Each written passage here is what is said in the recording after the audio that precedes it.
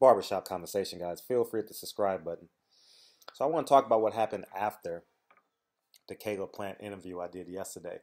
And I'll just preface how I met Caleb Plant because I have some new subscribers. So last year when I showed Floyd the film, Caleb Plant came up after me and said, man, that was an incredible film. I really, really enjoyed it. And I said, the funny thing is, because that was on a Thursday night. So Tuesday night, I told him, I said, the funny thing, I saw you on Tuesday night, and I thought you were one of the most impressive prospects that is in the PBC stable in all of boxing. And he's like, man, I'm humble. And I told him, I says, you're a rare commodity because you have the appeal of an urban and contemporary kid, and you have the complexion for protection. I said, that's rare and you're special. And I said, if you garnish that the right way, you can be a star. And he was like, thank you, thank you, thank you. And since then, he and I, every time we see each other, it's been gold, like pure gold. You know what I'm saying? And so after the interview, I seriously looked Caleb Plant in the eyes, because I always do this with prospects if I get a chance, because I want to see where they are, like for real, for real. And I looked him in the eye and I said, how bad do you want that belt? And he stiffened me up, you know, kind of like the complexity of the conversation changed from, hey, man, it's great to see you, Caleb. You did a phenomenal job. You know, you killed George Groves, etc. Beautiful girl. You guys are doing a hell of a job too. Man, my mom died the night before. And that's the type of energy that transferred into this conversation. His mother didn't die, but I'm telling you, that's how it felt. So I'm stiff. I'm like, because his eyes, I mean, obviously he's bigger and taller than me. And he looked at me and he says, man, when I was in that boxing gym, hold on. All right, I'm back. Sorry, I'm potty training my son. And you guys, as parents, you guys remember them days. So I looked at him and I said, how bad do you want that belt? And he looked me square in the eye and says, I want this belt for her. And I know he's talking about his daughter. And I stiffened right up.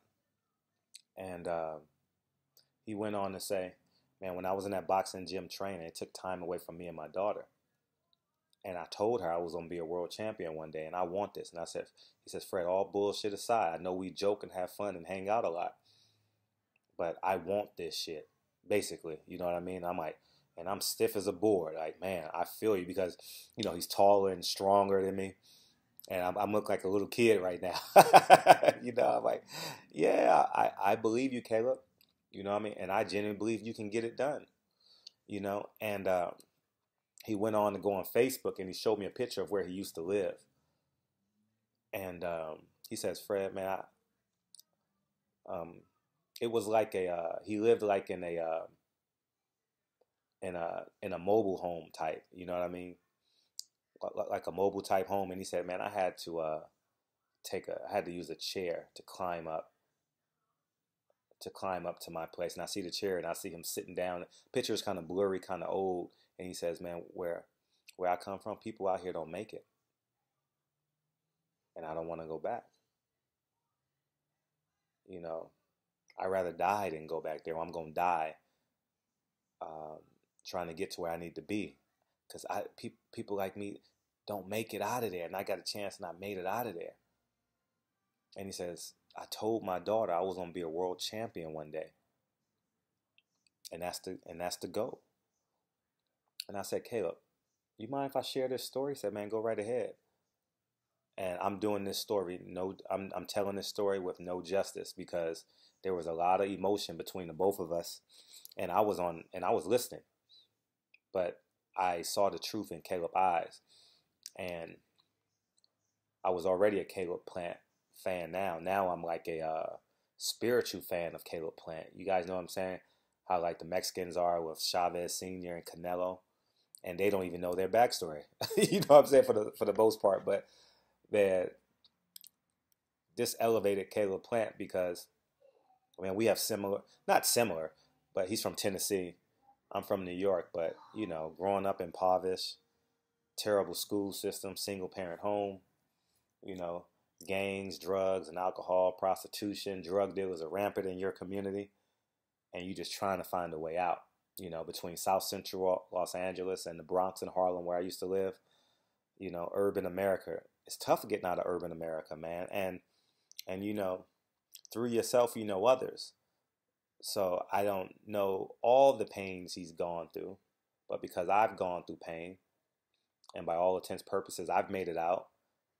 I look at Caleb Plant; he's made it out. You know, his ceiling for success is far greater than mine in terms of public appeal, because he has a public lifestyle between he and his girlfriend, and it's just great to hear this, man. It's just great to hear his story. So I want you guys to become Caleb Plant fans. I'm a Caleb Plant fan, and I just can't wait for him to step in the ring with James Miguel or any other title contender, title holder at 168, because he said he has a fight coming up in June, which will put him either 1 or 2 in the IBF, and we'll move forward from there. So anyways, Barbershop Conversations. I wish you guys were there to hear this conversation. Hopefully I did it some form of justice, and so it's just exciting to hear. So anyways, Barbershop Conversation. Feel free to hit the subscribe button, and let's all root for Caleb Plant. Talk to you soon. Peace.